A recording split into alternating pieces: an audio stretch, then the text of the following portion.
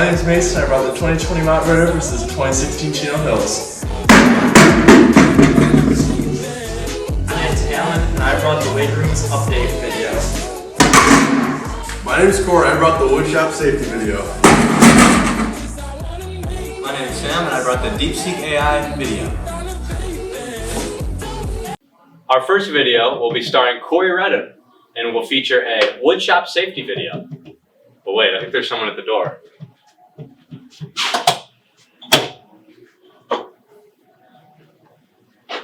It's this guy that's going to be doing it.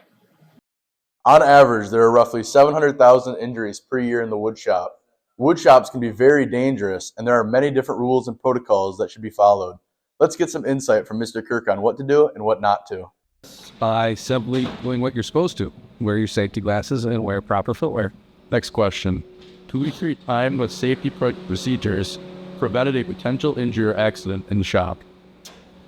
Well, every time safety procedures are used, it prevents accidents, so all the time.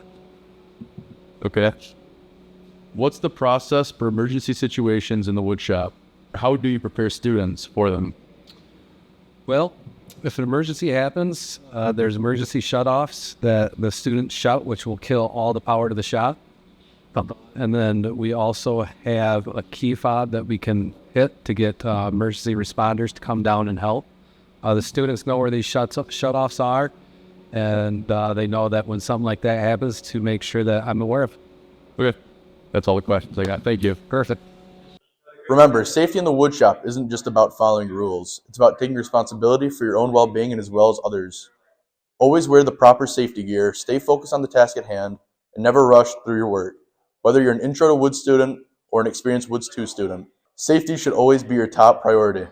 Stay alert and stay safe. That was a very important and integral video for our PW woodshop students.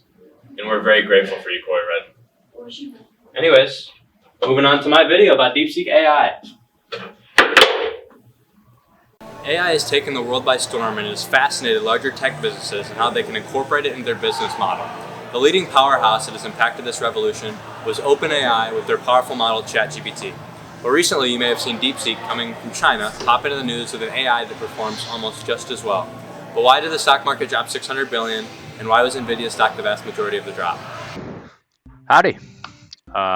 First thing I'm going to explain is how the market is so ingrained with AI, and particularly NVIDIA. And essentially, investors in large tech companies are speculating that AI is going to be a huge part of innovation and improvements. You may wonder how a company even really could invest in an AI model. And essentially, they spend a bunch of money on H100 chips that come from NVIDIA, and they cost about $40,000 per. Microsoft bought about 450,000 of them, according to Global Relay, along with the other tech companies that also purchased a bunch of them. And these chips can hold and manage massive amounts of data, which is very necessary for training an AI model. But the importance of the H100 would soon kind of come into question. The original claim when all the DeepSeek news first broke was that it had been trained for about $5.5 million. And then this was a big deal because ever since an export ban in the US in 2022, China hasn't been able to get H100 chips. So seemingly it had been trained for only about $5.5 million on the slightly worse H800 chips that NVIDIA are allowed to trade with China because a lot of business comes from China for NVIDIA. This didn't end up being a complete truth as it was trained for $5.5 million, but off of a larger $1.3 billion model, according to Yahoo Finance. This model was also trained off of ChatGPT and is reported to have used H100s in the original model. So how did China get them? They were likely smuggled in. Not only was a cheap and efficient method of training AI brought to light by DeepSeek, which would question the validity of the vast investment in NVIDIA in the H100 chips, the model is also open source, meaning you can see every detail in how it works, which contrasts with ChatGPT and the other tech companies' exclusivity, which would therefore make their closed source models like ChatGPT even less valuable. One positive to an open source, DeepSeek being open source, is that you can run it locally. So a lot of people were worried about security risks from China, and if you run it locally, that wouldn't be such an issue. So essentially the necessity of the H100 chips for training AI is in question, resulting in the crash of NVIDIA stock. It's commonly known that as the years go on, we'll need more computing power. But this has questioned the role of NVIDIA and its H100 chips as the market figures out AI. It's also important to note that it's been a month since I've researched this, and NVIDIA stock has not fully recovered since. That was my video about DeepSeek AI. Hopefully a couple of you cared about it a little bit. But coming up next, we got a big video about a potential upgrade in the weight room, starring Allan George, and an interview with Mr. Bayshore. At Paloma Westphalia High School, the weight room isn't only a place to build muscle, it's a place to push limits, achieve personal goals, and create a strong community. Whether it's athletes gearing up for their next season or students looking to get fit, the weight room has become a place for growth and teamwork. But despite its importance to the student body, the weight room has not seen a major upgrade in quite a while. Now we're going to head over to Paloma Westphalia Life Fit teacher, Mr. Bayshore, for more insight on possible weight room upgrades. Yeah, we're looking into upgrading all the equipment, actually. We're looking at getting new squat racks, basically replacing everything, even the weights. So we're in that fundraising mode right now.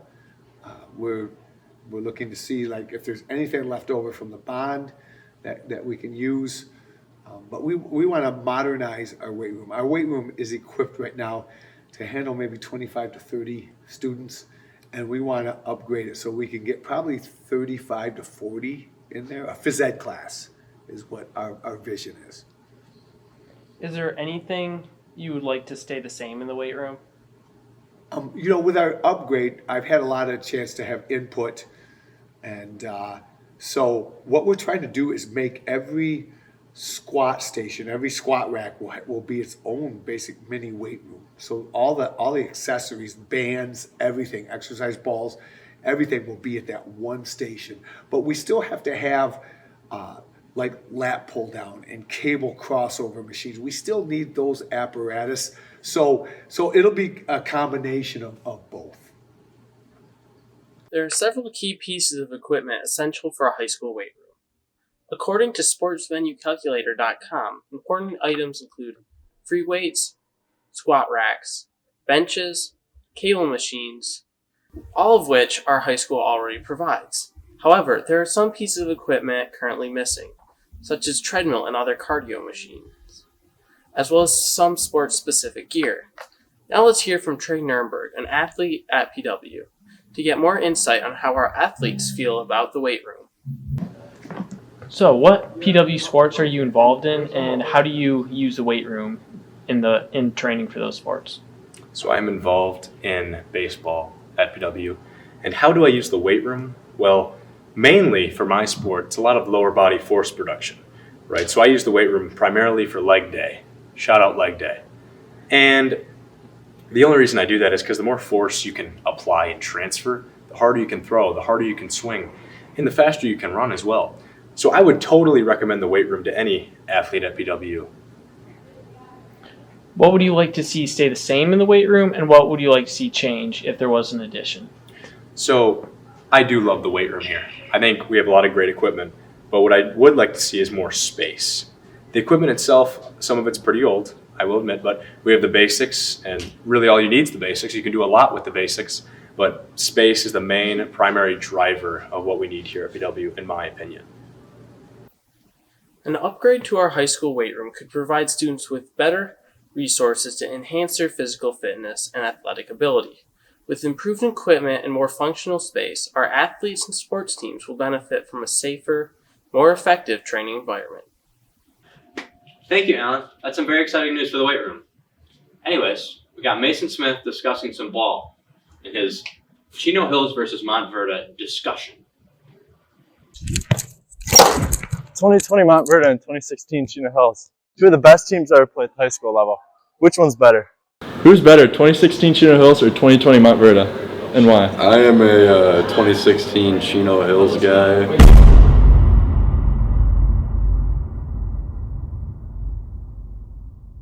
Chino Hills, a Division I public school not far from Los Angeles, whose 2016 basketball team would go undefeated, going 36-0, playing teams such as Montverde, Bishop Montgomery, and Redondo Union. They had a fast-paced, push-the-ball playstyle where they would speed up and play with the flow of the game. They were led by the Ball brothers, arguably the best basketball family ever. Senior Lonzo led the team while averaging 24, 12, and 11. LiAngelo, a pure scoring junior, would average 28, 2, and 4, while the youngest, freshman guard LaMelo, would average 16, 4, and 1 for Chino Hills. They also had Eli Scott and Onyeka Okongwu, who both contributed their respective stats. As a public school, this type of success was unheard of. Who's better, 2016 Chino Hills or 2020 Montverde, and why? I am a 2016 Chino Hills guy. They had the Ball brothers, Lonzo, LiAngelo, and LaMelo. Forgot about them. You know, they went undefeated as a public school. Didn't have as many kids as Montverde, and they were just cherry picking and scoring 100 points a game. They won every game, not even close. As a public school to do that in California, never seen before.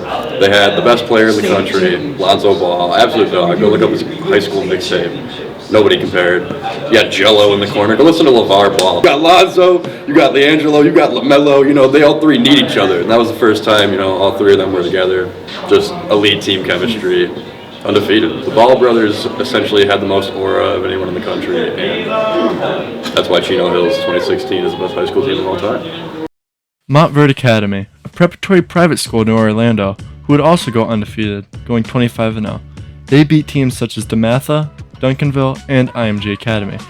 They had a more traditional approach and less entertaining style of play compared to Chino Hills. Cade Cunningham, the number 2 recruit of the 2020 class, averaged 14, 7, and 4 while leading the team. The number 4 recruit, Scotty Barnes, was also on the team and averaged 12, 5, and 7 respectively. Montverde also had Moses Moody, Derek Whitehead, and Caleb Houston, who are all actively NBA players. This team has more success outside of high school, but is also a preparatory school for sports. Both teams left their mark on high school basketball. Chino Hills and Montverde both have their own talents and arguments for being better, but at the end of the day, it's just personal preference. Thank you guys for watching our video. During the past couple weeks, we've been working our tails off getting this to you guys, and we'd really appreciate it if you guys would pay attention to it. And at this point, it seems like you guys have made it this far, so we really appreciate it.